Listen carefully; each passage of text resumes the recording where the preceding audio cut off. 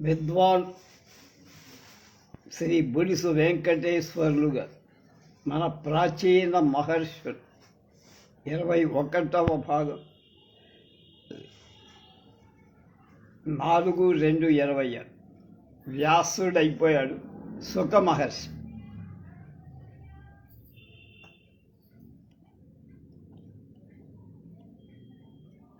ప్రతి నిమేషమును పరబ్రహ్మము నీక్షించి మదిజొక్కి విలువల మరచువాడు కమలంబు మీది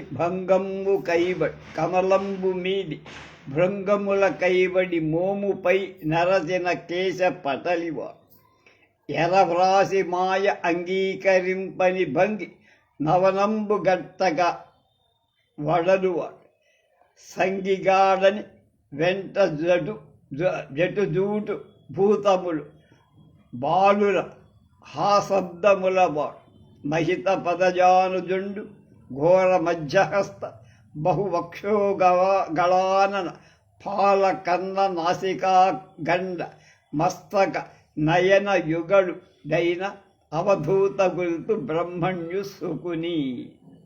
ఇది భాగవతంలో ఉంది. పరమ భాగవతులైన భారతం బ్రహ్మర్షులలో శుకుడు అగ్రేసరు. అతడు వేదవ్యాస మునీంద్రుడి తపఫలం యోగీశ్వరుడు అవధూత. శ్రీ సుఖ మహర్షిని పోలిన తత్వజ్ఞుడు యోగీశ్వరుడు త్రిభువనాలలో ఎవ్వరూ లేరు. జన్మ.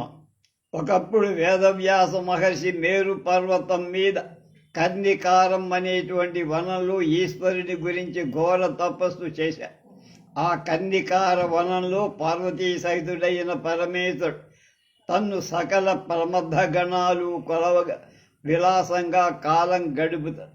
వ్యాసుడు ఊర్జిత యోగ బలంలో విశిష్ట తపోధనుడు కాగా శివుడు అతడికి ప్రత్యక్షమ. అప్పుడు వ్యాస మహర్షి భయభక్తి సంభ్రమాలతో పాదాల విందాల బడి ప్రస్తుతించి శివుడు ఆనందించే వత్సరుడై అతనిని లేవనెత్తి, మునీంద్ర, నీ శక్తి సామర్థ్యాలకు భక్తి తాత్పర్యాలకు చాలా సంతోషించా, నీకేం కావాలో కోరుకోమని. వ్యాసుడు ఆనందిందో పరమశివ, జల పవన అంబర వసుధానల సమవీర్యుడైనటువంటి సుపుత్రుణ్ణి నాకు ఇవ్వు అని. అప్పుడు శివుడు అలాగే అవుతాడని అనుగ్రహించి అదృశ్యుడయ్య.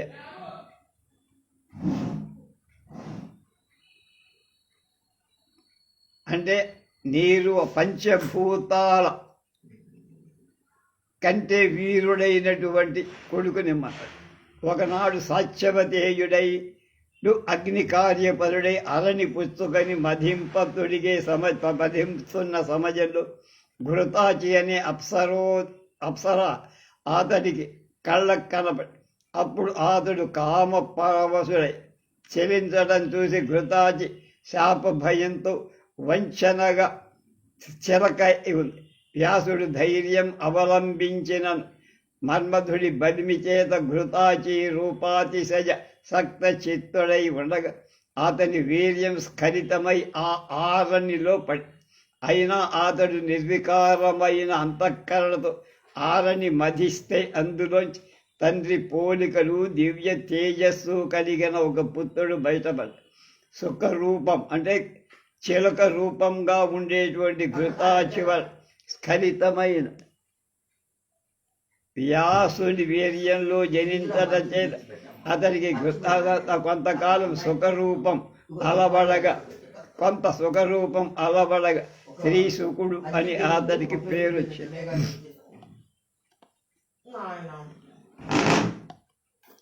అప్పుడు ఆకాశగంగ సాకారమై వచ్చి బాలుడి మంగళ స్నాన సమన్వితుడి చేసి ఆకాశం నుండి కృష్ణాజిన దండాలు అతని ఎదురబడి దివ్య దుందుబల మ్రోత దేవాంగన గానాల రవం సర్వజన ప్రమోదకంగా వినబడి పుష్పవర్షం కురిసి ఇంద్రాది దేవతలు సగౌరవంగా వచ్చారు. పార్వతీ సహితుడై పరమేశ్వరుడు వచ్చి శ్రీశుకుడికి ఉపనయనం చేశారు. అప్పుడు దేవేంద్రుడు అతని మహోజ్వలంగా ప్రకాశించే కమలం ఇచ్చారు. దేవతలు ఎన్నడూ మాయని దివ్య వస్త్రాలు అతనికిచ్చారు. మృగపక్షి సమూహాలన్నీ ప్రమోదభరితాలై శ్రీశుక జన్మోత్సవాన్ని చేశాయి. శ్రీశుకుడి తండ్రిలాగానే శ్రీశుకుడుకు జన్మించగానే వేదాలు వచ్చాయి. అయినా అతడు తండ్రి అనుమతితో బృహస్పతిని గురువుగా చేసుకొని దేవతలతో పాటు అక్కడినే ఉండి వేదాంగాలు ధర్మశాస్త్రాలు రాజని మొదలైన సకల విద్యలు చదువు బ్రహ్మచర్య వ్రతంలో మహానిష్ఠుడై దేవతలందరూ అతన్ని మంత్రణీయుడని మాననీయుడుగా పూజిస్తారు. కొంతకాలం అలా అయిపోయాక అతనికి పితరాశ్రమానికి రావే సంకల్పం కలిగి బృహస్పతి ఆనందించి, వత్స, నీ వెరగని శాస్త్రాలు ఇంకా ఏమీ లేవు, నీకు మీ జనకుని దగ్గరికి వెళ్ళి యథేచ్ఛగా ఉండవచ్చు అని చెప్పి అప్పుడు దేవతల చేత ఆమంత్రితుడై శ్రీశుకుడు తండ్రి ఆశ్రమానికి వచ్చి సత్యవతేజుడికి సాష్టాంగ నమస్కారాలు చేశాడు. వేదవ్యాసుడి పుత్రుని గుచ్చి కౌగలించి ఆదరి అతడు తండ్రిని అనుసరించి ప్రవర్తించుటే ఉంటున్నాడు. అలా ఉండగా శుకుడుతోడి మునిబాలులతో ఆటాపాట మరిగి కాలం వ్యర్థంగా గడుపుతుంటే వ్యాసుడు కొడుకు ఆత్మానుసంధానం చేయటం ఎరగ ఆటల్లో మునిగి ఉండటం అతనికి సాంఖ్యయోగ శాస్త్రాన్ని బోధించాడు. అలాగే దేహంలోని అహంకారం, బంధుమిత్రులలోని మమత్వం మొదలైనవి పోగొట్టే వాక్యాలు ఉపదేశం. ఇవి విన్న శ్రీశుకుడు బ్రహ్మచర్య గార్హస్థ వానప్రసాలలో ఇందు మీద బుద్ధి పుట్టగా తండ్రి దయ ఉంచి నాకు మోక్ష మార్గాన్ని ఉపదేశించమని కోరాడు. వ్యాసుడు అతని మనోభావం తెలుసుకొని, వత్స, నువ్వు జనకరాజు దగ్గరకు వెళ్ళి ఈ విషయం తెలుసుకో. ఆయన పూజ్యుడు, అహంకార మమకారాలు ఆయన దగ్గర ఎక్కడా పనికి రావు.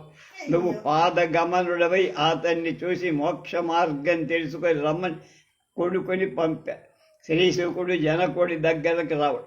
అప్పుడు శ్రీశుకుడు తండ్రి ఆజ్ఞను అనుసరించి మేరువు మొదలైన పర్వతాలు, అనేక నదులు, వివిధ తీర్థాలు దాటి భరతఖండానికి వచ్చి దారిలో ఏ పదార్థాలు చూసినా చూడని వాడే విదేహ దేశం గల మిథిలా నగరానికి వెళ్ళి జనకరాజ భవన ప్రాసాద ద్వారం ఆ సమయంలో అక్కడి ద్వారపాలకుడు అతన్ని వారించారు.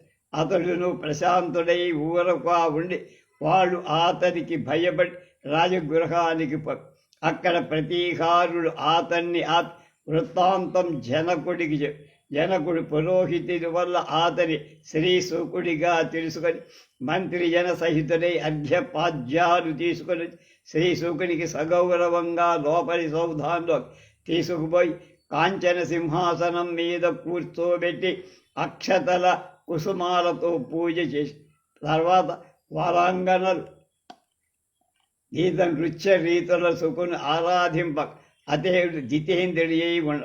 నాటికి జనకుడు పురోహితుని నియోగించి భోజన భాజనాదులన్నీ ఏర్పాటు చేసి మర్నాడు సూరి జన సమేతంగా అంటే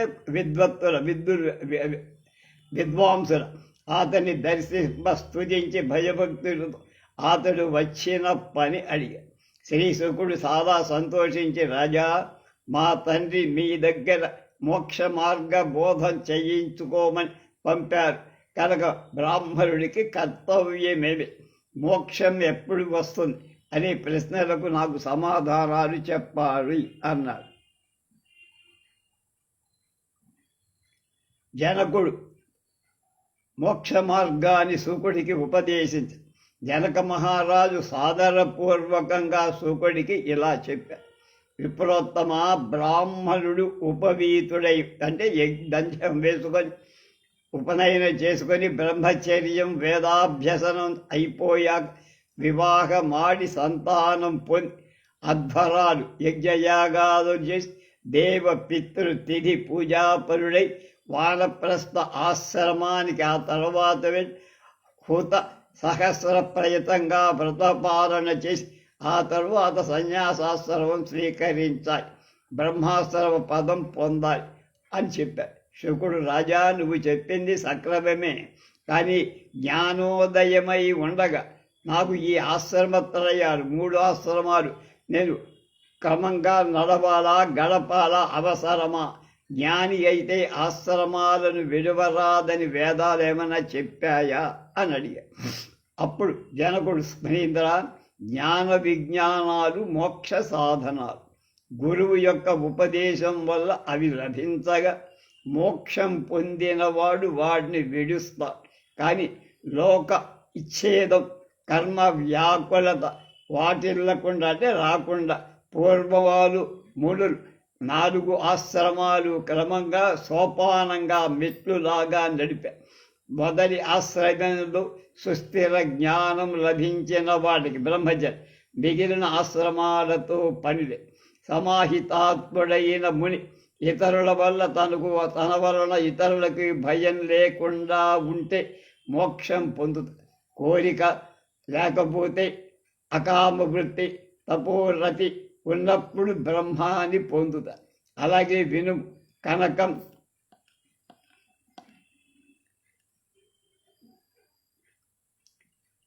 నింద వీటి మీద సముడై ఉండే నిందాస్తుతుల మీద సమానంగా ఉండాలి. అప్పుడు శివుణ్ణి చూస్తా. ఈ విశేషాలన్నీ నీలో ఉన్నాయ్యా. జ్ఞాన విజ్ఞానాలు నీ స్వగుణాలు, ఉచ్ఛ్వాస నిశ్వాసాలు. నువ్వు మోక్ష బోధకుడవే, సాధకుడు కక్కల. కనుక నీ మనములో సంశయం, భయం, లౌల్యం అని 3 ఆశ్రయించటం చేత నీకు నువ్వే తెలుసుకోలేకపో. నిజంగా నీవు ముక్త పురుషుడు, అన్నీ దాటినవాడు. అప్పుడు శుకుడు విగత సంశయుడై శాంతి పొంది పరమ సౌఖ్యాన్ని పొంది ఆత్మ అవలోకంలో ఆనందిస్తూ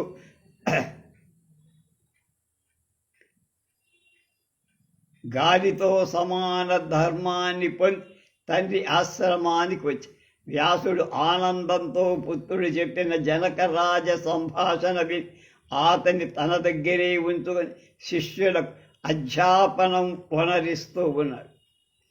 శుకుడు తండ్రి దగ్గర నేర్చిన విషయం. ఒకప్పుడు శ్రీ శుకుడు తండ్రి దగ్గరకు చేరి తన కాలావయవ నిరూపణం, చతుర్యుగ సంవత్సర పరిమితి ప్రకారం చతుర్యుగ ధర్మాలు మొదలైన విషయాలు కావాలి అని అడిగాడు. వ్యాసుడు అంగీకరించి కొడుకు అన్ని విషయాలు నేర్పాడు. తర్వాత బ్రహ్మము, దాని విజ్ఞానం, సర్వవర్ణ ధర్మాలు, దాన గుణము యొక్క గొప్పదనం, మైత్రి స్నేహము యొక్క గుణం, లాభం మొదలైనవన్నీ నేర్పారు. ఆ తర్వాత యోగ సాంఖ్యాధ్వర ప్రజ్ఞా విశేషాలతో దేని వలన పరబ్రహ్మం పొందవచ్చు అని శుకుడు అడిగాడు. అంటే యోగంతోనా, సాంఖ్యతోనా, దేంతో అని. అప్పుడు ఇంద్రియ నిగ్రహం, కామ క్రోధ లోభ మదమాత్సర్యాలు పోగొట్టుకోవడం, దృఢమైన విద్య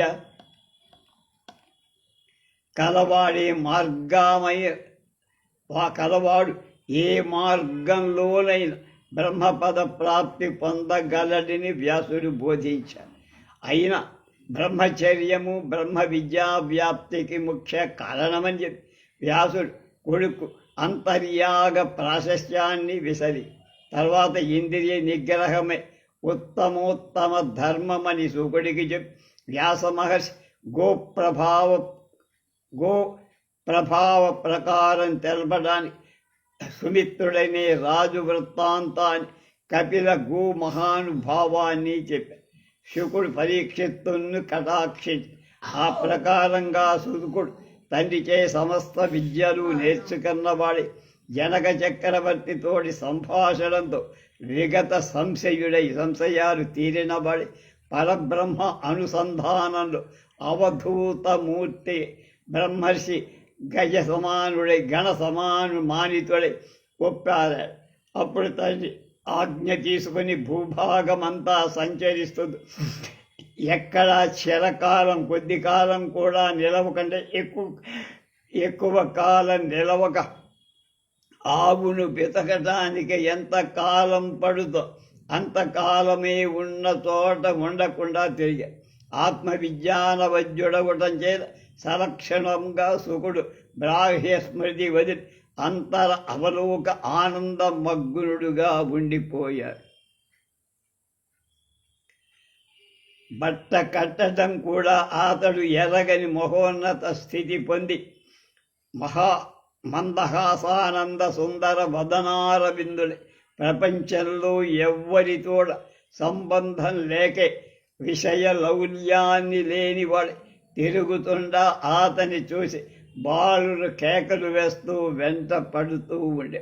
ఇక్కడ ఒక చిన్న కథ చెప్తారు తమాషాగాను, లేదా పౌరాణికలో పెట్టకథలు. ఆడవాడు ఇదివరకంతా బహిర్భూమికి వెళ్తూ ఉండేవాళ్ళు కదా. వ్యాసుడు వస్తే లేచి నిలబడేవాళ్ళట, శుకుడు వస్తే వాళ్ళ పని వాళ్ళు చేసుకుంటూ లేచేవాడు కదా. అప్పుడు ఆ శుకుడికి బ్రహ్మకి వ్యాసుడికి అనుమానం వచ్చి నారదున్నో ఎవరినో అడిగాడు, ఏమిటి ఇట్లా జరుగుతుందంటే, నువ్వు ఇంకా ఈ లౌకిక జ్ఞానమేలోనే ఉన్నావు, మీ వాడు ఇవన్నీ ఆ పరిధులు దాటిపోయాడు. అలౌకిక స్థితిలో వాడు నడిచినా కూర్చున్నా మాట్లాడినా ఏం చేస్తున్నా వాడికి బాహ్య స్పృహ ఉండదు, అవధూత లక్షణాలు వాళ్ళలో ఉన్నాయి కనుక వాడిని చూసి వాడు తమని చూడలేదనేటువంటి ధ్యాసలో వాళ్ళు ఉన్నారు. నీకంటే మీ అబ్బాయి చాలా గొప్పవాడు అని చెప్తూ ఉంటారు. అతని షోడశ అబ్ద వయోరూప గమనాన్ని కాంచి సమ్మోహితులు కాని స్త్రీలు, మోహింపని పురుషులులే. ముక్తి కాంతి అతన్ని మోహించింది అంటే ఇతర స్త్రీల గురించి చెప్పాల్సిందే. అయినా అతను ఎవరిని లెక్క చెయ్యక బ్రహ్మర్షి అయి ఉంటూ ఉన్నాడు. అలా ఉండగా ఒకనాడు ఆదు 7 రోజులలోనే తక్షక విషాగ్ని దగ్ధుడైన శాపం పొంది కింకర్తవ్యత మూఢుడై, అంటే 7 రోజులు మాత్రమే బతుకుతాడని శాపం పొందే.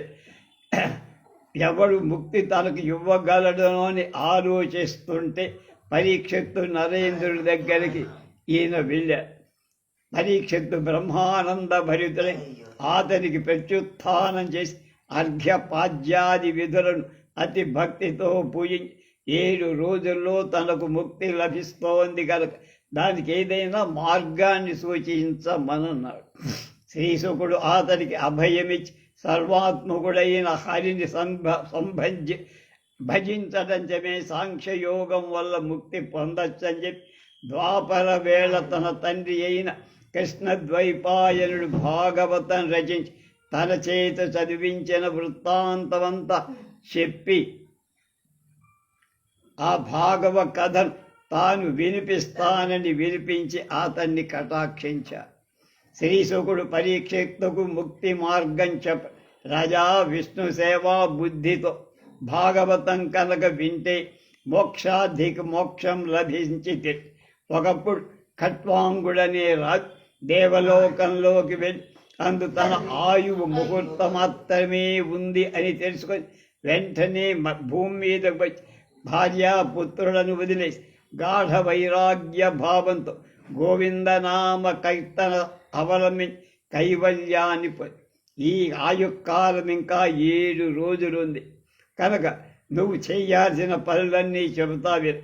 దేహపుత్ర కళత్రాదుల వల్ల మోక్ష వృక్షాన్ని నిష్కామమనే గొడ్డటితో నిర్మూలించు. పుణ్యతీర్థ జల ఆవాహన చేసుకొని ఏకాంత శుచి ప్రదేశంలో నిష్ఠావనంలో ఉండి ప్రణవ మంత్రాన్ని పఠిస్తూ ఓంకారాన్ని జపిస్తూ విషయాల వెంట జారేటువంటి ఇంద్రజాల సేముషీ బలంతో నిరోధించి భగవత్ పాదాంగాల క్రమంగా ధ్యానం చేస్తూ ధారణ వశంతో భక్తి లక్షణ యోగాన్ని ఆశ్రయం. దానివల్ల సర్వమయుడైన పరమేశ్వరుడి విగ్రహం అనుసంధానం చెయ్యి. తపో యోగాదులైన ముక్తి మార్గాలు చాలా ఉన్నాయి, కానీ నీవన్నిటిలో భక్తి మార్గమే నీకు చాలా శ్రేయస్కరమైంది కనుక ఒకప్పుడు బ్రహ్మ వేదాలు 3 సార్లు తలబోసి జనార్దనుడికి ఆత్మకృత భక్తి మార్గంతోనే చింత కనుక అతనినే నీవు దాన్నే ఆశ్రయించు అని చెప్పి సుఖ మహర్షి పరమేశ్వర ధ్యానపూర్వకం పరీక్షిత భాగవత గ్రంథాన్ని వినిపించి మహోపకారం చేసి పరీక్ష నరేంద్రుడు సుఖయోగి మూలంగా పరబ్రహ్మాన్ని ప్రాప్తి పొందారు. శ్రీశుకుడు నారద ఉపదేశాన్ని పొందిన తర్వాత శ్రీశుకుడు తండ్రి ఆశ్రమంలోనే ఉంటూ సుమంత ప్రభృతులతో వేదాధ్యయనం చేస్తారు. కొంతకాలానికి సుమంతాదుడు వ్యాస అనుగ్రహాన్ని పొంది వేదాలనన్నింటినీ బ్రాహ్మణులకు బోధిస్తూ త్రిలోకంలో సంచరిస్తూ ఉన్నారు. అప్పుడు ఒకనాడు నారద మహర్షి వ్యాసాశ్రమానికి వచ్చి శ్రీశుక వ్యాసుడు అతనికి ఆతిథ్యమిచ్చి అర్చన చేశారు. అప్పుడు అతడు వేద నినాదం కనపడకపోవడం కారణమేమని వ్యాసుని శిష్యులు అక్కడ దేని కారణం అని వ్యాసుడు పలకగా, మణీంద్ర, నువ్వు నీ కొడుకైన నా ఆ వ్రతాన్ని చెల్లించ. ఇట్లా బ్రహ్మనాదం ఇక్కడ వినకపడకపోవడం ఆశ్రమంలో మంచిది కాదు అని నా అభిప్రాయం. నారద వచనాన్ని అంగీకరించిన వ్యాససుకుడు భువనమంతా నాదాపూరితం చేశారు. అప్పుడది ధన్యమైన సమయం అవ్వటం గుర్తి అధ్యయనం ఆపు చేసి వ్యాసుడు ఆకాశగంగా ప్రసాద ప్రదేశానికి స్నానం కోసం ఇక్కడ శ్రీశుకుడు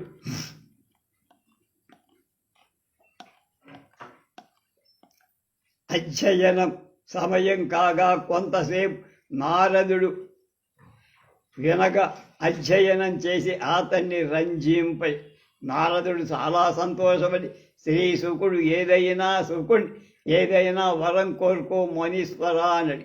అప్పుడు అతడు లోకంలో పుట్టినవాడి హితం ఏమిటో చెప్పండి మహర్షి అన్నాడు.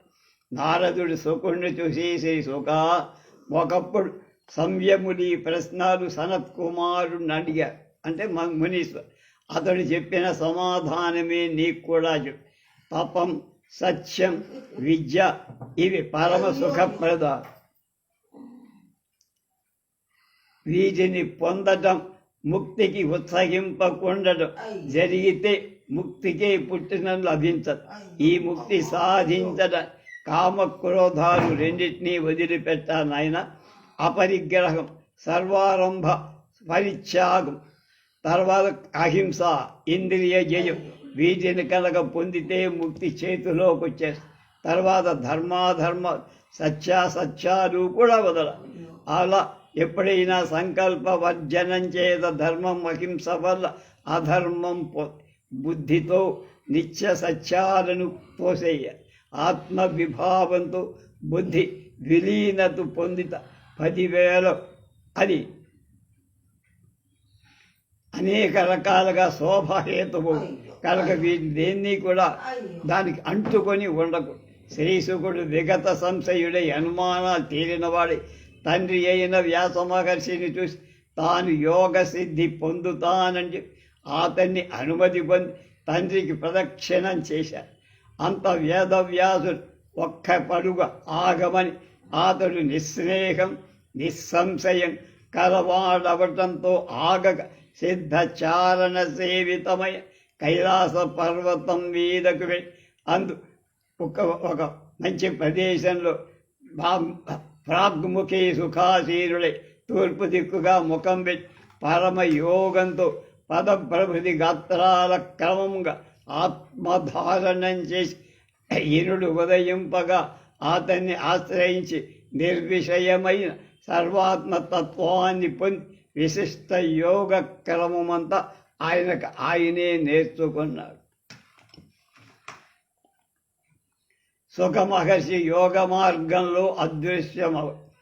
తర్వాత నారదుడు అతన్ని చూడటానికి రాగా అతనికి ఆత్మయోగ సిద్ధి ఎరిగి శ్రీశుకుడు విగత సంగత్వంతో విమల యోగా ఫలావలంబలు గరుత్మంతుడి వల్లే ఆకాశంలోకి ఎగిసిపోయాయి. తోడి సిద్ధ సాధ్యాదులు ఆశ్చర్యపడి శ్రీశుకుడు మృగా పక్షి శైల సరి సమీరుత రుగ్ము గోల్మాలను కనుకొని తన తండ్రి దగ్గరికి వచ్చి తను పిలిచిన అందరూ ఊ అని అది అనాలని చెబితే అవి తండ్రి ఎప్పుడైనా తన కోసం వెతుకుతూ సుఖా అని పిలిస్తే వనంలో ఉండేటువంటి వృక్షాలు, లతలు, తీగలు, పళ్ళు అన్నీ కూడా ఓ అనాది, అది నా ఆజ్ఞ అంటే అలాగే అన్నాయిట. ఎప్పుడు ఆయన పిలిచినా వీళ్ళందరూ నేనున్నాను అక్కడే అని పలుకుతూ ఉంటారు. తర్వాత తమో రజసత్వాలను క్రమంగా ఉత్తరాభిముఖంగా పోతుండగా ఒక్కడ మహాపర్వత శృంగాలు 2 పెచ్చు పెరిగి అతడి మార్గానికి అడ్డు వచ్చాయి. అప్పుడు అతడు అప్రతిహత గమనంలో ముందుకు వెళ్ళగా అవి పిండై నేల రాలిపోయి. అప్పుడు ఆ సిద్ధ పురుషుడిపై దేవతలు పుష్పవృష్టి కురిపి అనేక రకాలుగా కీర్తి. తర్వాత శ్రీశుకుడు అక్కడి నుంచి ఆకాశ గంగా నదిపై ఆకాశయానానికి పోతుండగా అందులో నగ్నులై జలక్రీడలు ఆడుతున్న అప్సరసలు అతన్ని చూసి ఎట్లే అలాగే ఉండాలి. అప్పుడు వెనక నుండి ఇందాక చెప్పింది అది వ్యాస మహర్షి నిజసుతికే మహాయోగ గమనంలో వస్తుండగా శ్రీశుకుడు వాయు మార్గాన్ని దాటి సర్వభూతాత్మకుడైపోయి వ్యాస భగవానుడు సిద్ధులు పర్వత శృంగాలు చిన్న భిన్నాలవడం తెలపగా అతడు శుకా అని పిలవగా సకల జంగమ స్థావర జంగాలు ఊ అని పలికాయి. అంటే ఈకో అంటారు అలా. అతడు క్షణమాత్రం అక్కడ నిలబడగా ఆకాశ గంగా నదీ తోయాలను జలక్రీడలాడుతున్న అప్సరస వ్యాసుని చూసి సిగ్గుపడి బట్టలు కట్టు. అది చూసిన సత్యవతేజు నిజసుత దత్తయు తన మీద అసక్తయు నిరూపించుకొని సిగ్గుతో నిలిచిప. అప్పుడు సిద్ధచారణ గంధర్వ గణాలు కొలవా గంగాధరుడు వ్యాసుడికి ప్రత్యక్షమై ఆదరి, మణీంద్ర, నువ్వు పూర్వం జల పవన అంబర వసుధానల సమవీర్యుడైన పుత్రుని అడిగావు. అంటే వాయువుతో, జలాలతో, అగ్నితో, ఆకాశంతో, పృథ్వీతో సమానుడైన కొడుకు కావాల. అలాంటి కొడుకు నీకు లభించాడయ్యా. నీకు మాత్రం ఆ ధర్మాలు రాలేదు. అలాంటి వాణ్ణి నేను నీకు అతడు నా ప్రభావంతో నీ తపో విశేషం వల్ల బ్రహ్మతేజోమయుడు దేవతలు కూడా పొందరాని పరమగతి కనుక నువ్వు ఖేదం వదిలిపెట్టి మోదం పొందు. అలాగే నీ శృతిని, కీర్తి, నీ యశో విభూతి ఆచంద్ర తారార్కం విశ్వజనుల వీరుల విందై విలసిల్లుతాయి. అయినా నువ్వు కావాలనుకుంటే నీ పుత్రుడు అదృశ్య అయిన ఛాయ నిన్నెప్పుడు అనుగమింప నువ్వు చూడగలవని అతన్ని సంప్రీతుణ్ణి చేసి, అంటే నువ్వు ఎప్పుడు కోరుకుంటే అప్పుడు పంపించే వ్యాసుడు పుత్రుడిని మహోన్నతినికి ఆనందించి ఆశ్రమానికి ఆ ప్రకారంగా సురకమహర్షి యోగ మార్గావలంబి అయి పరబ్రహ్మ స్వరూపుడై భవ్య విఖ్యాతి పొంది ఆ మహానుభావుని పవిత్ర స్మరణం భవభయ నాశకం ఇహ పర సాధన.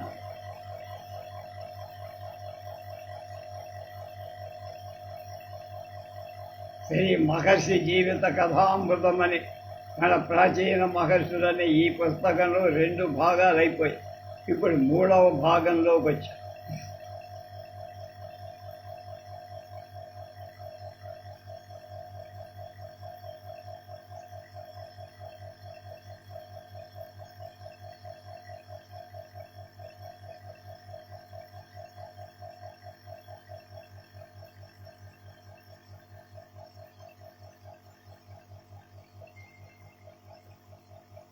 అంగీరస మహర్షి శ్రీ విష్ణుమూర్తి నాభి కమలం నుంచి జన్మించిన బ్రహ్మదేవ్ సృష్టి కార్యానికి తనకు సహాయకాలుగా ఉంటారనే ఉద్దేశంతో కొందరు మానసపుత్రులను పొందారు.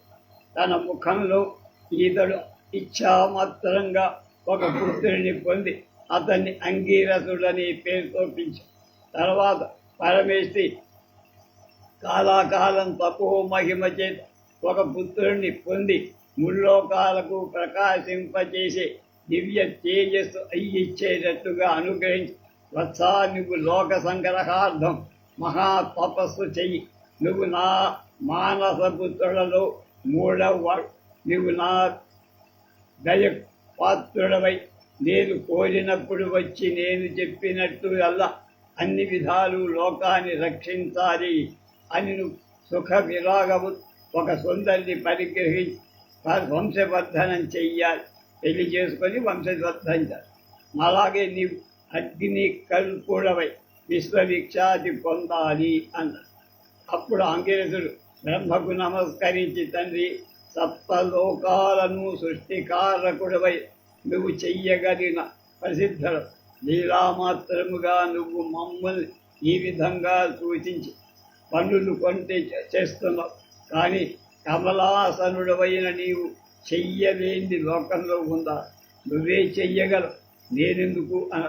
నేను నిర్హేతుక వాత్సల్య లక్ష్మికి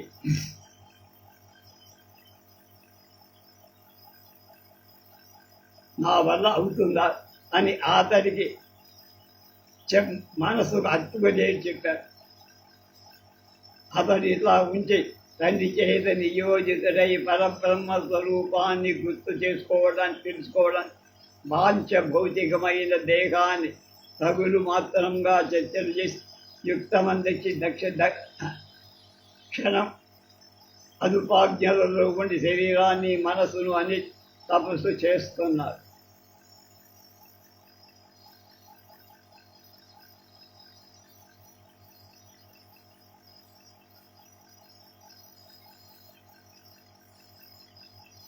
అతడు సర్వేశ్వరు అదృశ్యులుగా వెలుగొంటాడు. తండ్రి అయిన బ్రహ్మదేవుడి కృపచేతన అంగీరసులకు దివ్య తేజం పుస్తకతోనే వచ్చి నిష్ఠా గరిష్ఠుడై అతడు చేస్తున్న మహాతపస్సు వలన ఇంకా దేదీప్యమానంగా వెలుగు. అతడి తపశక్తి వలన అతనికి సర్వశక్తులు లభిస్తున్న అతడు కొద్దిగా కూడా గర్వం పొందినవాడు కాదు. సర్వలోక ప్రకాశమానమై అతని తేజో విశేషాలు అతడు ఎంతో గొప్పగా లోకంలో వెలుగుతున్నారు. ఈ ప్రకారంగా అంగీరసుడు తపో మూలంగా మహర్షిత్వాన్ని పొందగని విజ్ఞాన నిధి వివేక ఖని అనేకాలైన వేదమంత్రాలతో ద్రష్ట బహుముఖాలైన ధర్మాలకు శాసకుడై విలసిల్లు. అంతకు ముందే విశ్వసృష్టికై బ్రహ్మచేత నియోగింపబడిన కద్దమ ప్రజాపతి సరస్వతీ నదీ తీరం 10,000 సంవత్సరాలు దివ్య తపస్సు విష్ణుమూర్తి కటాక్షం కళ అనసూయ శ్రద్ధ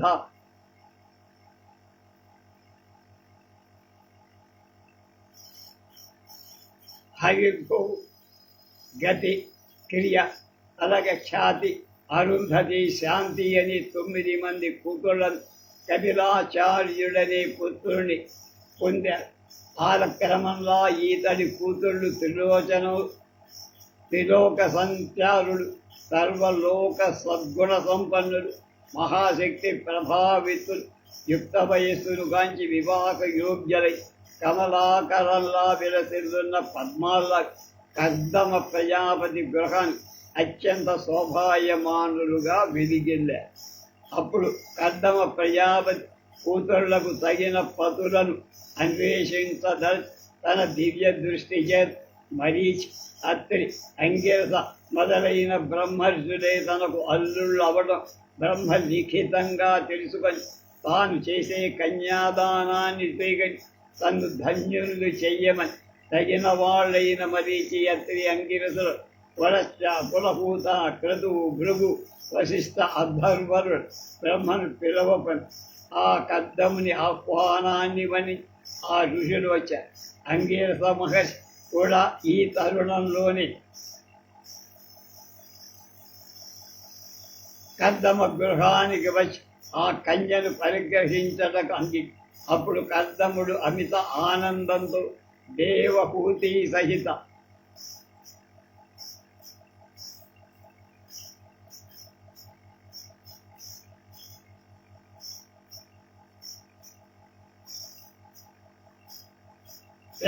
మరీచికి కళను అత్రికి అనసూయను అంగీరసుడుకు శ్రద్ధను పురస్సుకి ఆవిర్భువును, పులకూతకు గతిని, కర్తువుకు క్రియను, భృగువుకు ఖ్యాతిని, వశిష్ఠుడికి అరుంధతిని, అధర్వుడికి శాంతిని ఇచ్చి నిజ కుల ఆచార ప్రకారం వివాహం వైభవంగా అంతమంది దేవ ఋషులు గంధర్వులు అందరూ చక్కగా ఆనందిస్తుండగా వివాహం సర్వలోక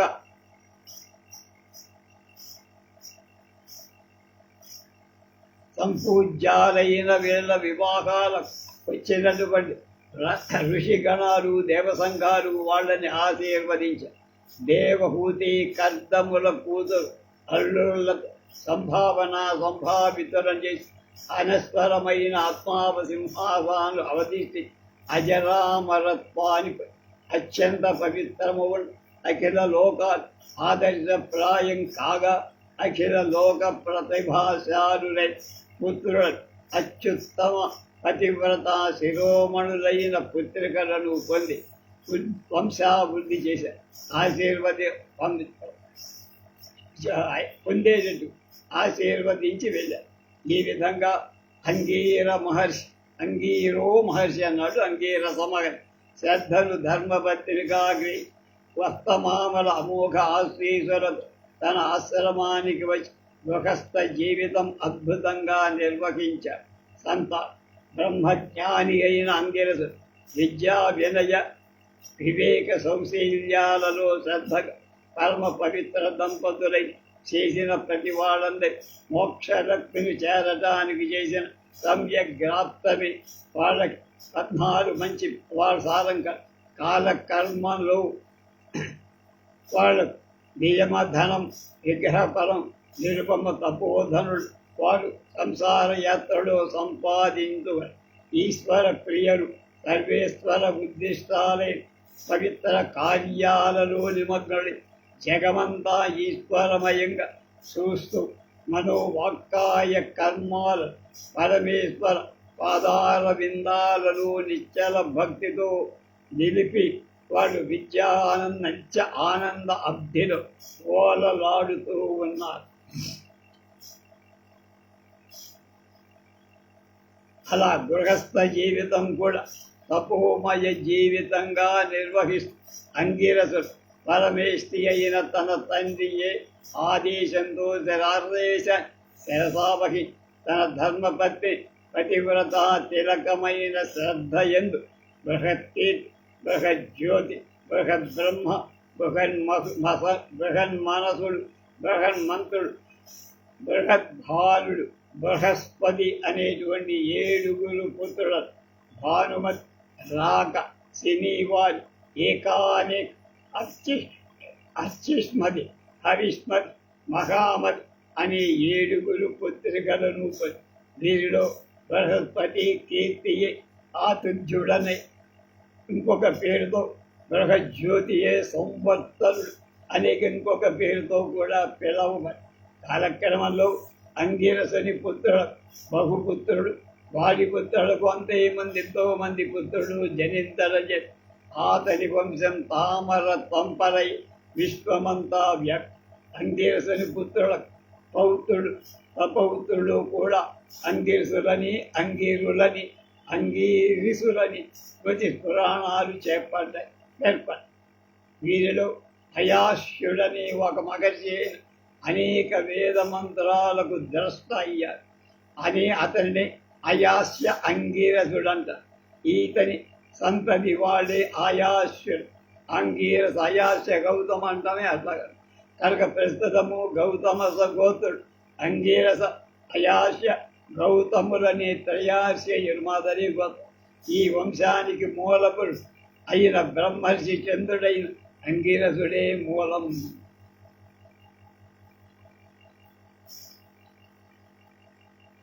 అంగిరిసుడు అగ్ని అవడం. పూర్వం ఒకప్పుడు అగ్నిహోత్రుడు దేవతల మీద కోపంతో తన విద్యుక్త ధర్మాలు నిర్వహించటం రహస్యంగా ఏకాంతవాసంలో ఒక అడవిలో తపస్సు చేస్తున్నారు. అప్పుడు దేవతలు ఈ విషయం బ్రహ్మకు నిత్యకృత్యాలకు ఆటంకం కలగకుండా ప్రతి విధానం ఏదైనా చెప్పమని కోరారు. అప్పుడు బ్రహ్మదేవుడు ఆలోచించి అగ్నిదేవుడి కన్నా తేజస్వి ఉత్తమ వ్రత సంపన్నుడు అయిన అంగీరసుడే అగ్ని కృత్యాలు నిర్వర్తించగలడు అని ఊహించి ఆ మహర్షి ఆశ్రమానికి వచ్చి శ్రద్ధ అంగీరసుడు అతన్ని అతి శ్రద్ధాభక్తులతో పూజించగా అతడు వచ్చిన పని చెప్పి అనంత తపోబలంలో మహా తేజస్వి అన్ని లోకాలలో ప్రకాశింపచేసే అంగీరసుడు అగ్ని పదంలో అగ్ని విధులెల్లా నిర్వర్తించాలని నియమి అంగీరసుడు వినయంగా అంగీకరించి అతన్ని వేడుకొనిగా అప్పటి నుండి అంగీరసుడి అగ్నియై దేవతలు సర్వలోకల్లో జరిగేటువంటి యజ్ఞాలను ఆవిర్భాగాలు మోసుకోవని పోయి వాళ్ళ ఆదర గౌరవాలకెంతో పాత్రుడై అగ్ని లేని లోపాన్ని చక్కగా పూరించి అతడి కంటే ఎక్కువగా అగ్ని కార్యాలు నిర్వహించి అలా ఉంటే అంగీరస ప్రభావ సంపన్నత చే తన పేరు జనులు మర్చిపోతున్నారని ఎరిగిన అగ్నిహోత్రుడు తన అవివేకానికి చింతి ఇంకా ఏమరితే అసలు నామరూపాలు లేకుండా పోతానేమో అనుకొని భయపడి మళ్ళా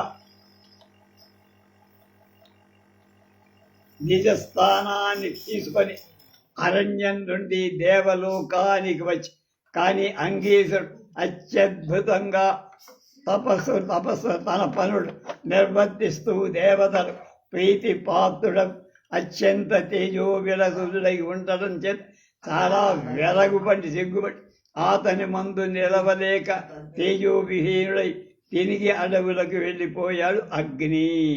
అతన్ని చూసిన అంగీరసుడు సగౌరవంగా పిలిచి మహాత్మా, చరాచర ప్రపంచానికంతకి భుక్తి ముక్తి ప్రదాతవులు నువ్వు లేకపోతే ప్రపంచం ఒక్క క్షణమైనా ఉంటుందా?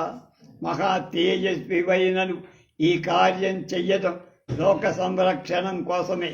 నువ్వు లేకపోతే బ్రహ్మచేత ఈ పనులన్నీ బ్రహ్మ నాతో చేయిస్తు, కానీ నీతో ఏ అణుమాత్రం పనికి రాను.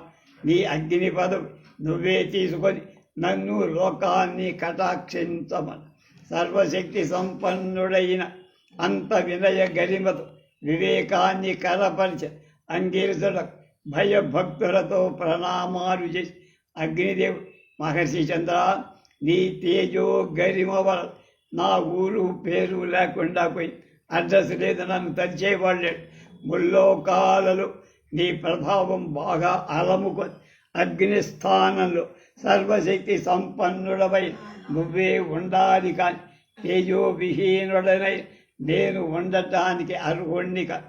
మరి నువ్వు కాదు కూడదంటే నువ్వు ప్రభువై ప్రథమ అగ్నివై ఉండి నాకు రెండవ అగ్ని స్థానం ఇవ్వు అన్నాడు. అంతేగాని నిజంగా నీకంటే నేనెప్పుడు గొప్పవాణ్ణి కాదు, మిన్నగా ఉండాలని భావించను కూడా లేదు అన్నాడు. అప్పుడు అంగీరసుడు, దేవా, కాల కర్మ వశంలో ఒక్కొక్కప్పుడు ఎంతవారైనా తేజోవిహీనులవుతారు. కానీ అచిరకాలంలోని వాళ్ళు మళ్ళా నిజ ప్రభావం పొందుతారు. క్రోధ కారణంలో నువ్వు ఇలా కొంతకాలం తేజస్సు లేని వాడివై ఉండచ్చు. అంత మాత్రంలో నీ నిజ ప్రభావం శాశ్వతంగా పోదు కదా. కనుక నువ్వే ప్రథమాగ్నివై యథాపూర్వకంగా నీ విధులను నిర్వహించి లోకహితం చెయ్యి. అలా కాదు కూడదంటావా?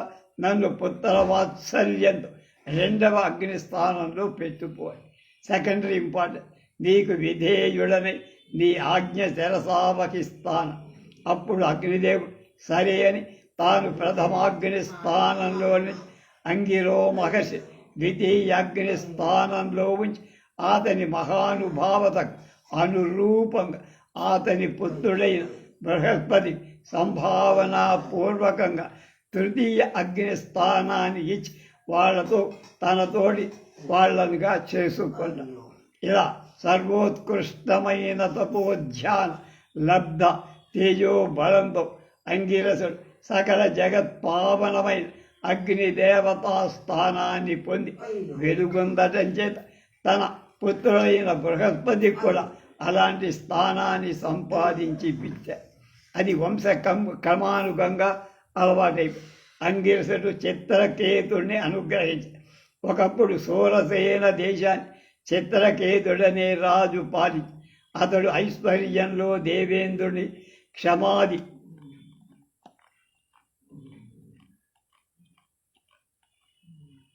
గుణాలలో ఆటపట్టి ప్రజారంజకంగా రాజ్యం చేస్తారు. సుగుణమండలుడు అంచిత కీర్తిగాముడు అయిన అతనికి ఆరుణ్య మదన తురంగుడు కందర్ప విజయ ఖడ్గలత మదన మోహన మంత్ర దేవత పంచశిలీముఖ ముఖుని బందె కత్తరు అయిన చెదుబోలేటువంటి 1,000,000 మంది నలినాక్షులు భార్యలు వాడు. అతడు అమిత కీర్తి వైభవంతో ఉండగా 1,000,000 మంది భార్యలు కలిగి ఉండి కూడా సంతానం లేకపోవగా ఉన్నాడు. రూపం, ప్రతాపం, భోగం, యౌవనం, యోగ్యవర్తనం, దిగ్విజయం, సత్యం, కీర్తి మొదలైన ఐశ్వర్యాలు ఎన్ని ఉన్నా అతడికి సంతానం లేని దుఃఖం బాధ్యత. అలా నిరంతర దుఃఖమానవుడై చిత్రకేతుడిపై దయతో ఒకనాడు అంగీరసుడు అతని ఇంటికి వచ్చాడు. చిత్రకేతుడు అంగీరోముని ఎదురు అతనికి అతిథి సత్కారాలు చేసి ఉచిత ఆసనం మీద కూర్చోబడి భార్యా సహితుడై ఎంతో సేవ చేసి అంగిరసుడు అతన్ని కుశల ప్రశ్నలు అడిగి, రాజా, రాజ్య చక్రమంతా నీ అధీనమే కదా. పృథివీ, జలవాయు, తేజు, ఆకాశం, మహత్తు, అహంకారం ఈ 7 చేత రక్షితుడైన జీవుడిలాగా అమాత్య జలం, జ్ఞానపదులు, దుర్గాలు, ద్రవిణం, సంచయం, దండం, మిత్రం అనే 7 ప్రకృతుల చేత సురక్షితులపై ప్రకృతి పురుషులపై సమస్త భారాన్ని వదిలి నిర్మమత్వంలో నిరుపమ రాజ్య సుఖాలు అనుభవిస్తున్నావా? అలాగే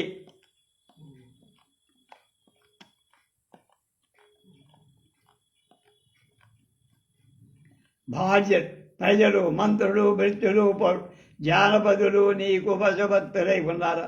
ఏమిటది? సర్వాన్ని కలిగిన సార్వభౌముడవైన నీ ముఖంలో దుఃఖ చిహ్నాలు కనపడుతున్నాయి.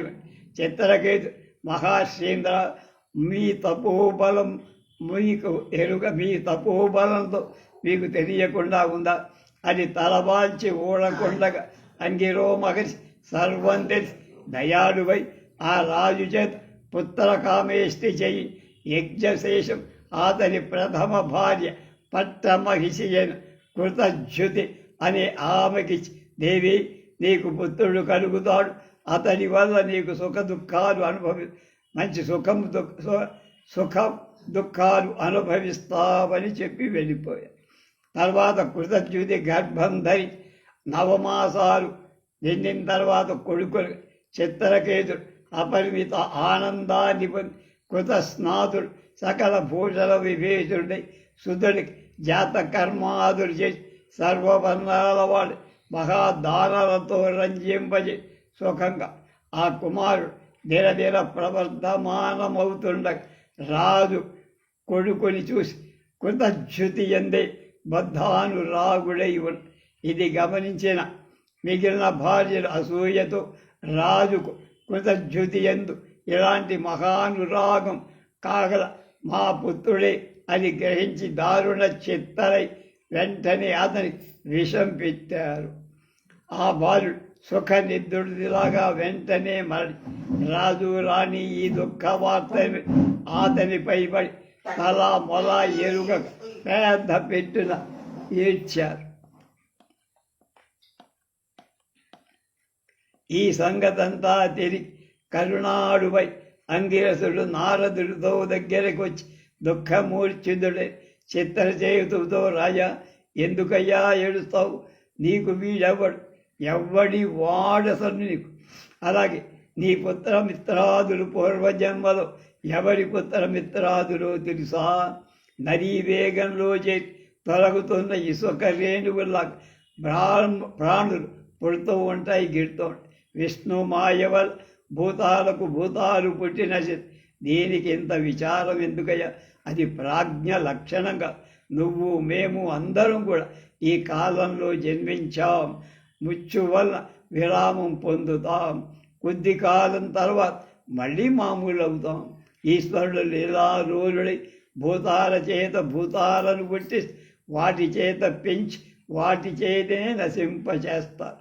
అతని చేత సృష్టింపబడి దేని కూడా స్వతంత్రత. అతడు బాలుళ్లాగా నిరపేక్ష. దేహి అయిన పితృదేహం చేత దేహి అయిన పుత్రదేహం మాతృదేహం వల్ల కూడా ఈ రకంగా బీజం వల్ల బీజం పుట్టడం దేహికి శాశ్వతంగా జరుగుతూనే సామాన్య విశేషాలు సన్మాత్ర వస్తువులు కల్పింపబడినట్లే దేహానికి జీవుడికి అన్యోన్య విభావ అజ్ఞానం దహన క్రియలు అగ్ని యొక్కదు ఒకడే అయిన అనేక రూపాలుగా కనబడినట్టు ఒక్కడైన జీవుడు అనేక రకాలుగా కనబడు. ఆత్మజ్ఞాన రహితులు దీన్ని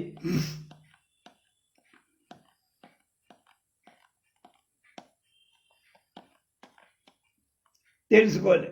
దేహీ దేహ సంయోగంలో భయాలు కొలుపు ప్రయోజనాలు మేలుకని ఆ కళలో జరిగింది తమకు కాదని తెలుసుకునేటువంటి రీతిని జీవుడు తాను అని జ్ఞానగోచరుడు అవుతాడు. కనుక అగ్ని అన్ని మనోమాత్రాలని మనస్సు వల్లని అని మోహతమాన్ని విడిచిపెట్టి భగవంతుడైన వాసుదేవుడిపై మనస్సు నిలిపి నిర్మలాత్మకుడు అవ్వాలని చిత్రకేతుడు ఈ ఉపదేశ సారాంశాన్ని తెలివి పొంది గుర్తింపజాలక, ఓ రాజా, పుత్ర కామినైన నీకు పుత్రుడు అనుగ్రహింప అంగీరసుడు నేను. ఈతడు నారదముని దుస్తర పుత్ర శోకంలో మునిగి ఉన్న నిన్ను కరుణించి పరమ జ్ఞానం ఉపదేశించడానికి నీ దుఃఖాన్ని మాన్చడానికి పుత్రుణ్ణి బ్రతికించితే పుత్రవంతులైన వాడు అనుభవింపాల్సిన మహాతాపం నువ్వు అనుభవించాల్సి వస్తుంది. లోకంలో సతీసుదులు సర్వసంపద భోగభాగ్యాలు అతి చంచల రాజ్యం భూమి ధనం బలం అన్ని శోకం మోహం భయం బాధ వీటిని అణచుకోకపోతే ఇది అజ్ఞానమే తప్ప. ఈ దేహ ద్రవ్యం జ్ఞానం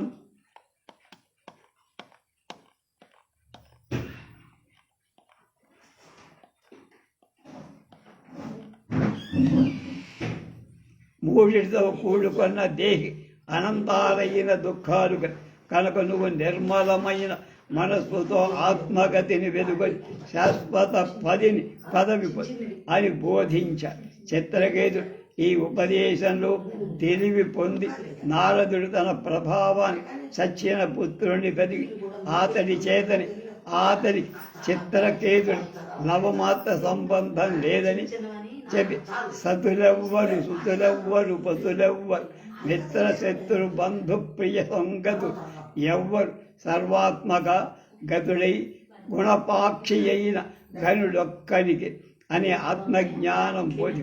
అప్పుడు చిత్రకేతు వగలు వదిలి సర్వసంపదలు చెయ్యి నారదోక్త మార్గం మోక్షం పొంది వెళ్ళి.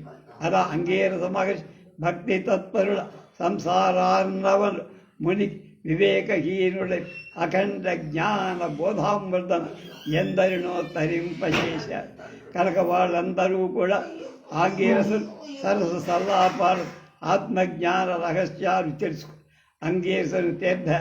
అంగీరసులు ఒకప్పుడు కశ్యప మహర్షి సమస్త తీర్థ ప్రభావాలు తెలిసి అన్ని తీర్థాలలో స్నానం చేస్తూ వచ్చారు.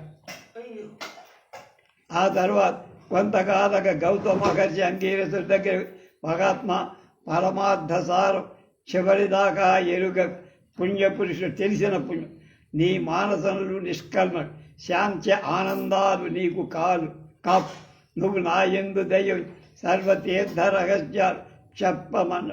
గౌతమ, నువ్వు అడిగినంతా మహోన్నతమై శ్రద్ధాభక్తులతో దీన్ని వింటే అందరికీ మోక్షం. చంద్రభాగానే తీర్థంలో వరుసగా 7 రోజులు స్నానం చేసేవారు సర్వ పాపాలు పోగొట్టుకొని పరమ పుణ్యప్రదులవుతారు. అందులోని జల తరంగ పరంపర నృత్యాలు చేస్తే నరుడు అందులో స్నాతుడై ఉపవాసం చేసి 7 రోజులు ఆ జలాల్లో స్నానం చేస్తే అతని సద్గతి వర్ణింప శేషుడికి కూడా కాశ్మీర దేశంలో ఎన్నో నదులు పుట్టాయి. సింధు నదిలో కలుసు ఈ తీర్థాలలో ఓలనాడిన సత్ప్రవర్తన కలిగి ఈ లోకం సమస్త ఐశ్వర్యాల గని తొలకు ముక్తి పొందుతా. సర్వ ఐశ్వర్యాలను పొంది పుష్కర తీర్థం, ప్రభాస తీర్థం, నైమిష తీర్థం, దేవిక, ఇంద్రమార్గ, స్వర్ణబిందు అనే తీర్థాలలో ఓలలాడినవ స్వర్లోకం పొంది అప్సరోవనిత నృత్య గానాలు ఆనందిస్తారు. హిరణ్య బిందు అనే తీర్థంలో ప్రశాంత చిత్తంతో స్నానం చేసి దానికి బహువికాల కొనియాడిన కుశేజ దేవాంతం అనే తీర్థాల్లో స్నానం చేసిన మానవుడు సమస్త పాపరాశులను క్షాళనం చేసుకో. గంధమాదన ప్రాంతంలో ఇంద్రతోయం అనే తీర్థాన్ని మునకలేస్తే ముక్తి. మరొక కురంగ దేశంలో కరతోయ తీర్థంలో స్నానం చేస్తే 3 రోజులు ఉపవాసం చేసి మళ్ళా స్నానం చేసి అశ్వమేధ యాగ ఫలి. గంగాద్వారంలో నీలభూధరణలు, కుశావర్తనలు, కనకలంలో బిల్వ తీర్థంలో స్నానం చేస్తే వాడు పాపదూరుడై పుణ్యం పొందాడు. బ్రహ్మచర్య వ్రతపాలన, ఇంద్రియ నిగ్రహం, క్రోధ విజయం, సత్యదీక్ష కలిగిన మానవుడు అహం హరదం అనే చోట స్నానం చేసి అశ్వమేధ యాగ ఫలం పొంది. గంగా నది ఉత్తరంలో శివుడి స్థానం ఉన్న చోట స్నానం చేసిన అమృత ఆశనులు అంటే అమృతం తాగిన వాళ్ళకు. అలాగే మహాశ్రమమ్మని తీర్థంలో ఆహారం మాని 1 నెల ఉంటే సకల సిద్ధులు వస్తాయి. భృగు తొంగం అనే మహాహ్రదం దగ్గర 3 రోజులు ఉపవసించి బ్రహ్మహత్యా దోషం పోతు. కన్యాకూపం అనే తీర్థంలో అగ్నిహోత్రంతో కూడా ఉన్నవాడు భూలోకం, స్వర్గలోకంలో కూడా కీర్తి పొందుతారు. సుందరికా హ్రదం అనే తీర్థంలో స్నానం చేస్తే నరుడు సుందరుడై వైమానికమనే తీర్థంలో మునిగితే స్వర్గమే. విపాక తీర్థంలో మునుకలాడినవాడు సమస్త పాపాలు 3 రోజులు కాళికాశ్రమలు బ్రహ్మచర్య దీక్షతో ఉంటే జన్మరాహిత్యం.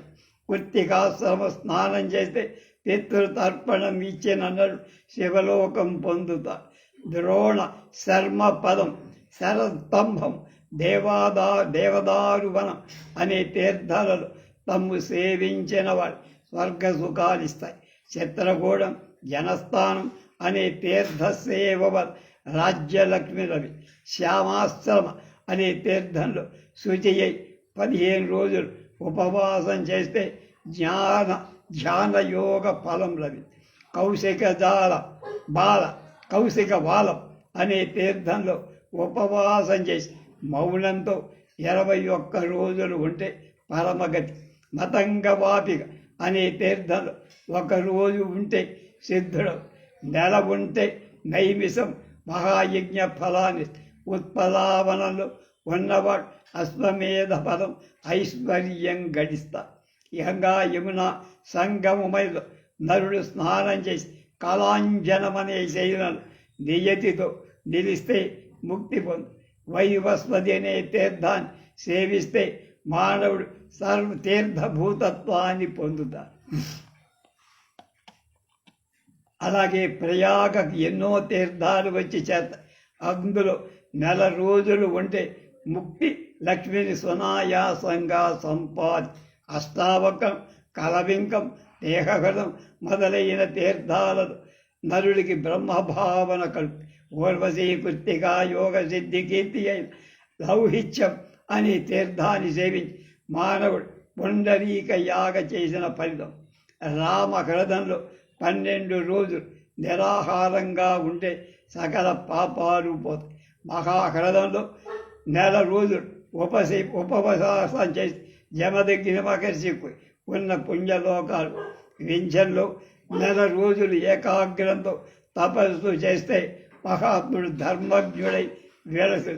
నర్మదలో స్నానం చేసి చక్రవర్తిత్వ జంబూ నదీ మార్గంలో సంయత చిత్తంతో 3 మాసాల ఒక్కరోజు ఉండితే సర్వసిద్ధులు మానవుడు కోకాముఖి అనే తీర్థంలో మనకి తండులికాశ్రమానికి వెళ్ళి అక్కడ వల్కలాలు ధరి శాకాహారి ప్రశాంత మనస్కుడై ఉన్న నరుడు అక్కడ ఉన్న దశకన్యకామణులకు అధిపతిపై అజరామరత్వం కుల్య అనే తీర్థంలో 3 రాత్రులు ఉపవసించి శౌచయ్యి అఘమర్షణ జపం చేసిన మానవుడు మహా అశ్వమేధ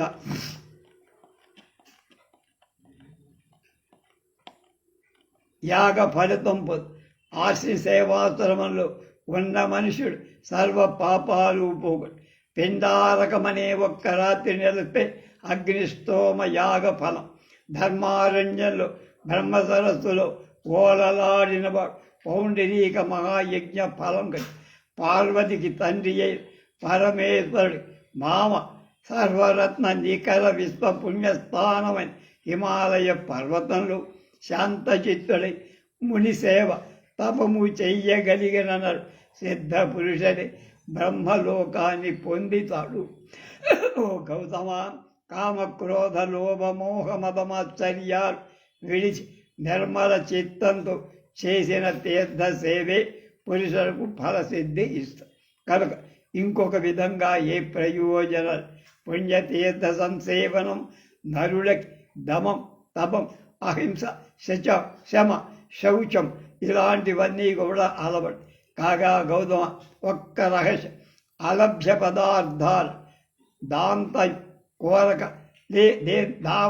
వాటి మీద అంటే దొరకని పదార్థాలు ఏమాత్రం కోరిక లేక లభించిన పదార్థాలు స్వల్పంగా అయిన వారి ఎడ సంతృప్తి అసంతృప్తి కానీ మమత్వం కానీ లేక నిస్పృహులైన వాటి నిత్యశ్రుతుల వాళ్ళకి ఏ తీర్థ సేవంతో పనిలే.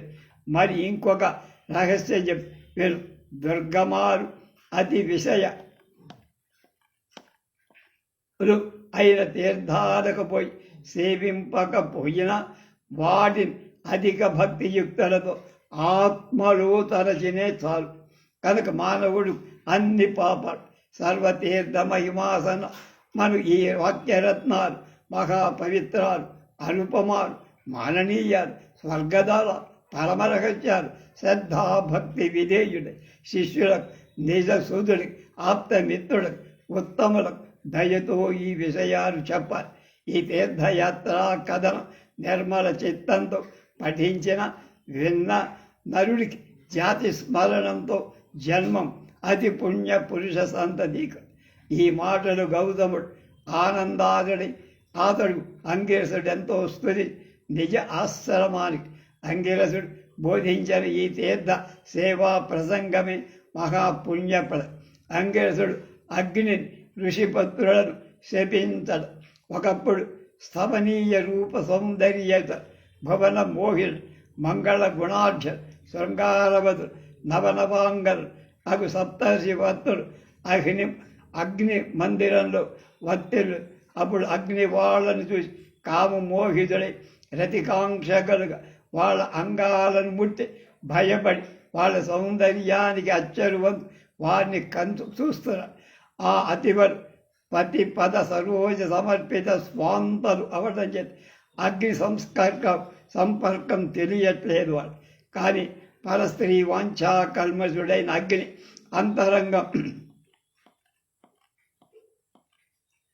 అతని కాంతి విహీన చేత వెంటనే కనిపెట్టగలిగిన అంగిరసుడు కోపించి సర్వభక్షకుడు కమ్మని అగ్నిని శపి అగ్ని సచేతనుడై భయం చేత లజ్జ చేత భక్తి చేత ఆయనకు స్తుతి యథాపూర్వకంగా కావకుడైన పరమ పురుషుడి స్పర్శబల పవిత్రుడైన ఋషిపత్రులను చూసి ఓ కాంతలారా మీ దోషం లేకపోయినా కాముకుడైన అగ్ని స్పర్శబల మీకు పురుష స్పర్శ దోషంగా ఆ దోషానికి మీరు ఫలం పొందాలి.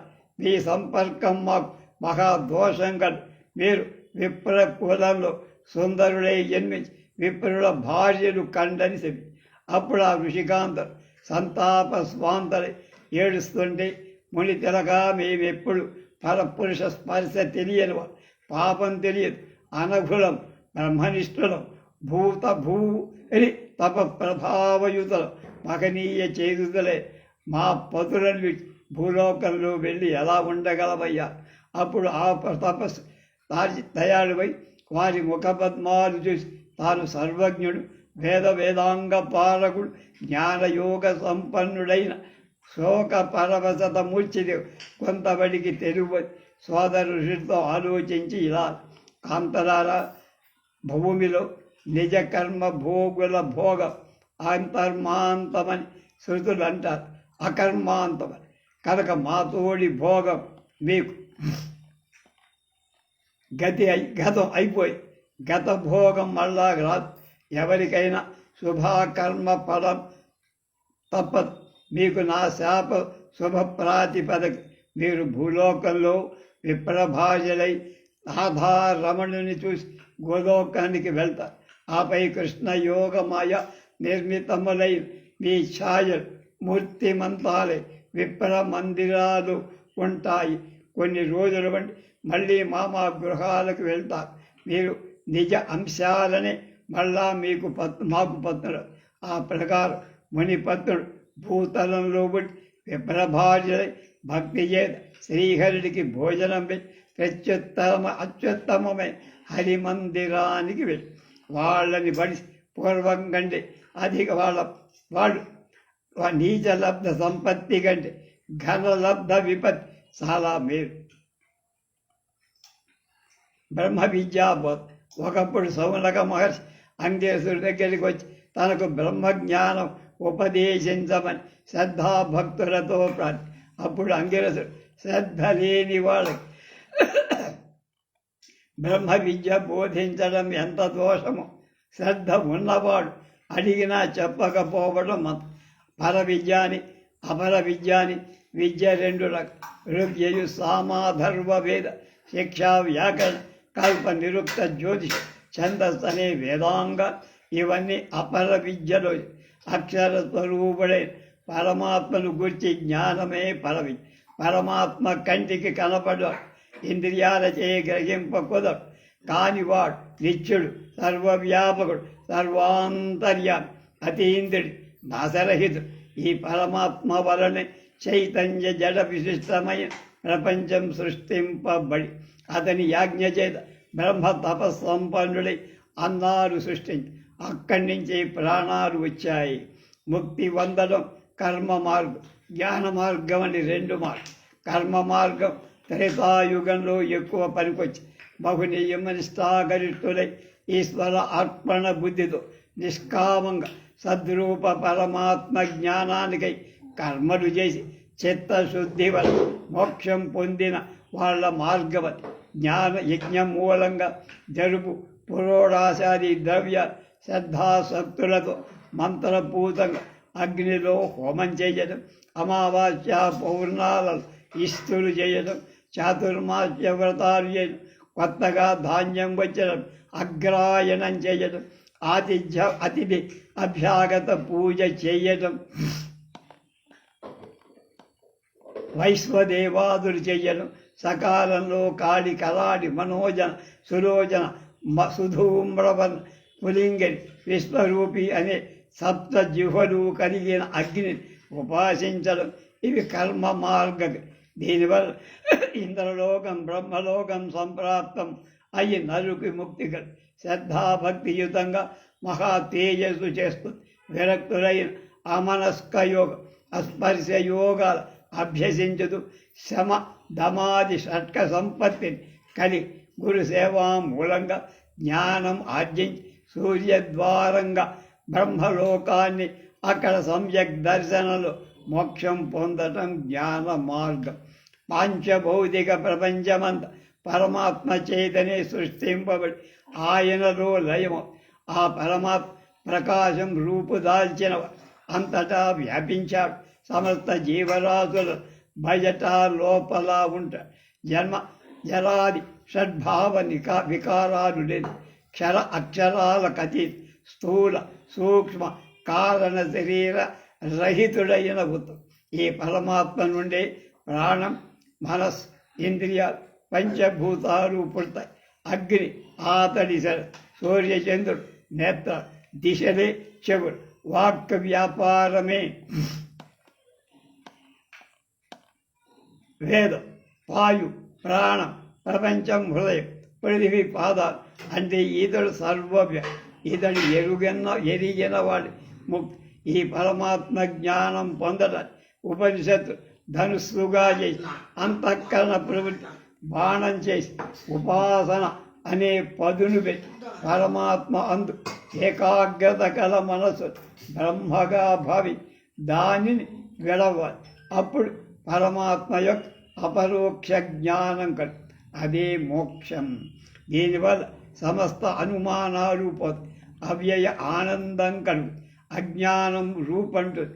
శరీరం అనేది వృక్షం, దీనిపై 2 పక్షులున్నాయి. అవి జీవ ఈశ్వరు. జీవుడు వేరు, శరీరం వేరు అన్నట్లుగా కనపడతాయి, కానీ అది నిజంగా కదులుతున్న నీటిలో కదలేటువంటివి కనబడ్డా, కదలని నీటిలో నిశ్చలంగా కనబడ్డా, ఆకాశంలో చంద్రుడు ఒక్కడే, ఆకాశంలోని చంద్రుడు ఒక్కడే అయినట్టు. ఉపాధి దోషం చేత పరమాత్మ జీవేశ్వర భేదం తోచిన నిజానికి ఏకే పరమాత్మ. పరమాత్మ ఆకాశం కంటే అధిక పరిమాణం కలవాలి. స్వప్రకాశ స్వరూపడి అవాంగమానస గోచరు. అజ్ఞానులకు అతి దూరుడు, జ్ఞానులకు అతి సన్నిహితుడు అవుతాడు. హృదయాలను కుబలబ్ధి స్థానం అదే. ఈ శరీరంలో హృదయాకాశం ఉపలబ్ధి స్థానంగా గల పరమాత్మను తెలిసినవాడు జన్మరాహిత్యాన్ని ఇలా బోధించగా సౌనకు ఆనందభరిత హృదయుడి అంగీరసుడు ఎంతో కొనియాడి అతని దగ్గర సెలవు తీసుకొని నిజ ఆశ్రమానికి అంగీరసుడు ఇట్లా శౌనకుడు బోధించిన విషయాలే ముండక ఉపనిషత్తులో ఉన్నాయి. అంగీరస స్మృతి. అంగీరసుడు మహాతపశ్చారి, భక్తుడు, మహావిజ్ఞాని, బ్రహ్మనిష్టా గరిష్ఠుడే కాక మహాధర్మ ప్రవక్త. ఆయన బోధించిన ధర్మశాస్త్ర రహస్యాలే అంగీరస స్మృతి అనే పేరు ఉన్నాయి. నేడు ఆ స్మృతికి పూర్తిగా లేదు, కానీ విశ్వరూపుడు మొదలైన ధర్మశాస్త్ర వ్యాఖ్యాతులు దీని నుండి అనేక ఉదాహరణలు ఇచ్చి ఉండటం చేతి అంగీరస స్మృతి యొక్క స్వరూప స్వభావం మనకి బాగానే తెలుస్తాయి. ఉత్తమములై 121 మంది బ్రాహ్మణులు కూడిన సభే పరిషత్. మానవుడు శాస్త్రాలు విధించిన కర్మలు కాక యథేచ్ఛగా తన బుద్ధిని అనుసరించి చేసినటువంటి కర్మాలు బాలుని క్రీడా కర్మల్లాగా నిరుపయోగం. బ్రాహ్మణుడై మహాదోషాలు చేస్తే వ్యక్తి క్షంతవ్యుడుగా కనుక ఆ దోష పరిహారాన్ని అతి కఠోరమైన వజ్ర వ్రతం చెయ్యాలి. పశుపక్షి సంతతితో వేటిని చంపిన ప్రాయశ్చిత్తం తీసుకు 10తో సహగమనం చేసిన 10 చిరకాలం భర్తతో కూడి స్వర్గం అనుభవించగా, కానీ బ్రాహ్మణ స్త్రీ సహగమనం చెయ్యర. మను ధర్మశాస్త్రమే సర్వోత్తమం. అంతకు పూర్వపు ధర్మశాస్త్రాలు అనుత్తమాలు. దీన్ని అతిక్రమించే ఆత్మ సహితాలు కావు. అలాంటి అనేక వాక్యాలు అంగీర స్మృతిలో అనేక చోట్ల ఉదాహరణ. బృహత్ అంగీర స్మృతి, మాధ్యమాంగీర స్మృతి, అంగీర స్మృతి అనేవి 3 విధాల ఈ స్మృతి వ్యవహారాలు. అంగీరసుడు ధర్మశాస్త్ర ప్రవక్తగా పేరుపడి మహాతపోధరుడు, విజ్ఞానని, జ్ఞాన విరాగకని, గృహస్థరత్నం, ఋషి సత్నముడై అంగీరవో మహర్షి పుణ్యస్మరణ భారతీయుని భాగ్య విశేషం అనటంలో ఎలాంటి సందేహం లేదు. అంగీరో మహర్షిని వేద ఋషి మహామహుడుగా మహావైభవంగా కీర్తించ. అంగీరసుడు అతని సంతతి వాడు. అంగీరసుడు అనే పేరు అనేక పేర్లు పడ్డాయి. ఆ వశిష్ఠ, భరద్వాజ, అత్రి, వామదేవ, విశ్వామిత్ర గుచ్చముదుడు ముందగు మహర్షులంతా అంగీరసులు సృష్టించ అంగీరసులు అధర్వ వేద ద్రష్ట యజ్ఞ యాగాది సమస్త కర్మలకు అంగీరస వాక్యాలే ప్రమాణాలు. ఋగ్వేదం అంగీరసమనే దేవతలతో అందులో ముఖ్యంగా ఇంద్రాగ్నులతో తుల్యుడిగా పేరు. కొన్ని చోట్ల అగ్ని అంగీరసుడని, మరి కొన్న చోట్ల అంగీరసుడు అగ్ని అని కూడా. దీన్ని బట్టి అగ్నిదేవుడి అంగీరసులన్న వ్యక్తి గౌరవమంతి. పరాశర మహర్షి అంగీరసుడు తమ పితృదేవతలను పేర్కొన్న అగ్ని, ఉషస్, సోముడు, సావిత్రి, మరుత్తు, యముడు మొదలైన వాళ్ళంతా అంగీరసులను స్తుతి. అంగీరసుడు మొదట అగ్ని ఆరాధించి తర్వాత పుణ్యము వారి గొప్పతనం మహా తపస్సు చేత వృద్ధి. వారి తపశ్శక్తి వల్ల అనేకాలైన గోవులను వాళ్ళు సృష్టించారు. అంగీరసుడు పూజనీయులైన పితృదేవతలు వాళ్ళు న్యాయపదవర్తులని, మహా ఋషులని, యజ్ఞయాగాది కర్మకాండ సృష్టించిన మహనీయులని అయాస్యాంగిరసులని పేర్కొన్నారు. బృహస్పతి అయాస్యుడు, ఘోరాంగిరసుడు, కుచ్చాంగిరసుడు, విరూపాంగిరసుడు మొదలైన మహనీయులు అంగిరసులలో మహాశ్రేష్ఠులు. యజుర్వేద సామవేదాలు కూడా అంగీరసుల ప్రశంస అనేక చోట్ల. అంగీరసులే యజ్ఞ కర్మ విధాయకులు. వారి వచనాలే తరువాతి వాళ్ళకు ఆదర్శ ప్రాయాల అనుసరణీయాలని తైత్తిరీయ సంహిత చెప్తుంది. అంతేకాదు తరువాతి వాడు అంగీరసులు తమ యజ్ఞాలలో ఎలా చేశారు కనుక మనం కూడా ఇలాగే చెయ్యాలి అని మార్గదర్శులుగా చెబుతున్నారు.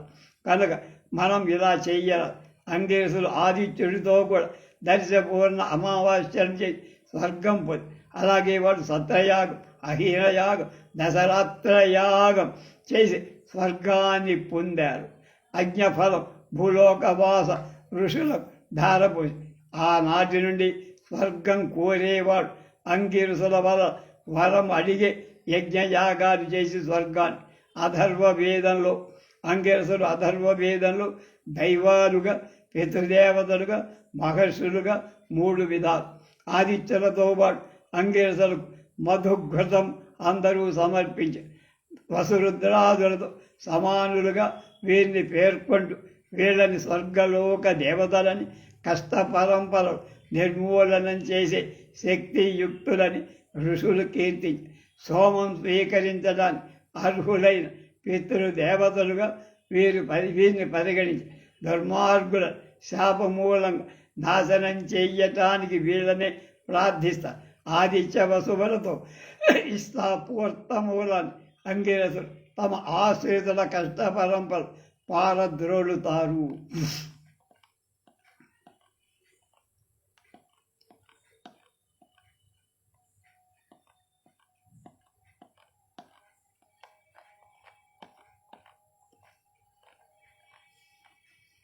మిగిలిన విషయాలు రేపు